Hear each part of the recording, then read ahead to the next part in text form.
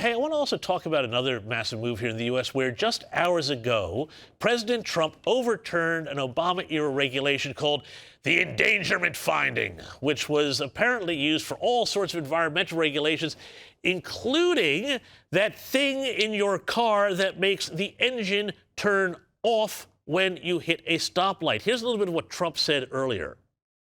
Under the process just completed by the EPA, we are officially terminating the so-called endangerment finding, a disastrous Obama-era policy that severely damaged the American auto industry and massively drove up prices for American consumers. Prices went up incredibly for a worse product.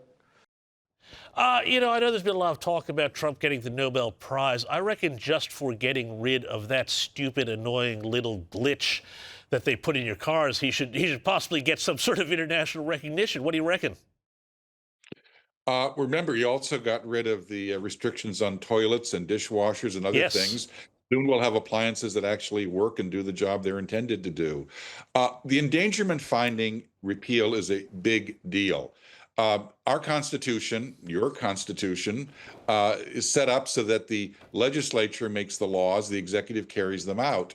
But in the United States and in many other countries, unelected bureaucrats have been handed that responsibility. And even though Congress would never have passed this, in 2009 under Obama, they passed this endangerment finding saying climate change is so endangering the planet that we have to have unelected bureaucrats regulate greenhouse gas emissions, regulate the auto industry, regulate the fuel mileage on cars.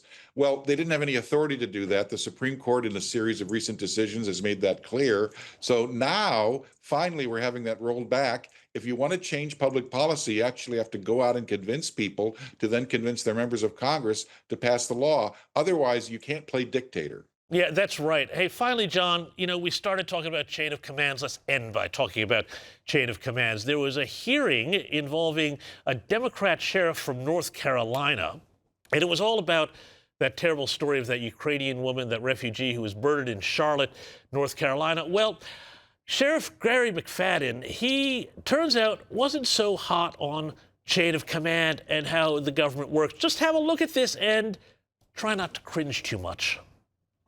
What branch of government do you operate under? Mecklenburg County. What branch of government do you operate under, Sheriff?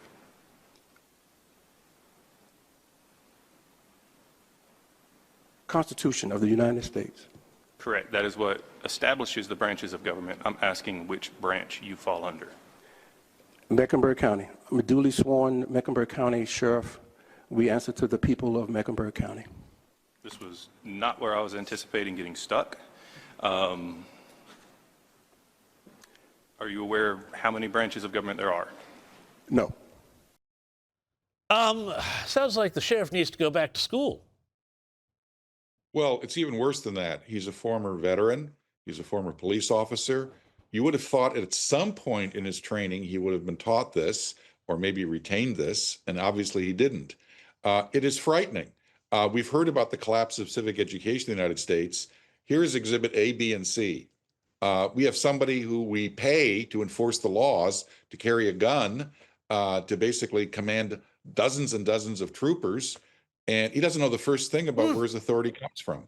Unbelievably shocking, John. John Fund, thank you so much, as always, for your time. Now, stick around because after the break, we've got more Mamdani madness.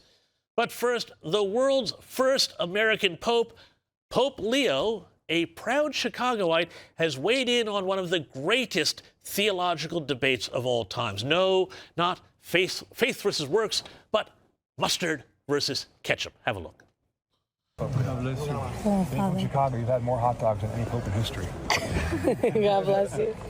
Only with mustard. Thank you, sir. Mustard and God bless you. The Holy Father has spoken. Mustard only on your hot dogs. Amen, your holiness.